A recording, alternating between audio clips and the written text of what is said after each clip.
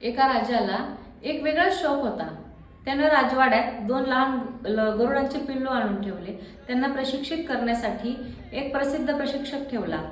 काही महिन्यांनी प्रशिक्षकाने सांगितलं की एक गरुड आकाशात उंच झेप घेतोय, पण दुसरा गरुड झाडाच्या फांदीवरच बसून आहे, उडण्यास तयारच होत नाही. राजाने अनेक तज्ञ बोलवले, मंत्र, जादू, औषधी सर्व प्रयत्न केले, पण तो गरुड हलतच नव्हता. शेवटी राजाने गावातल्या एका शेतकऱ्याला बोलवले. त्याने एक दिवस घेतला आणि दुसऱ्या दिवशी सांगितलं की गरुड आकाशात उडतोय महाराज. राजा आश्चर्यचकित झाला. त्याने विचारलं, तू काय केलंस? शेतकरी शांतपणे म्हणाला, मी फक्त त्या फांदीला कुऱ्हाडीने कापलं आणि एकदा त्या जमिनीचा आधार नाहीसा झाला की गरुडाने स्वतःच्या पंखांवर विश्वास ठेवला आणि उंच भरारी घेतली. यातून एकच शिकवण मिळते, आपणही अनेक वेळा आधार शोधत राहतो.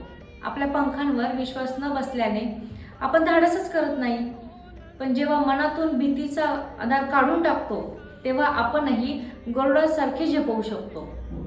तुमचे पंख तुमची ताकद आहे, फक्त उडायचं धाडस करा.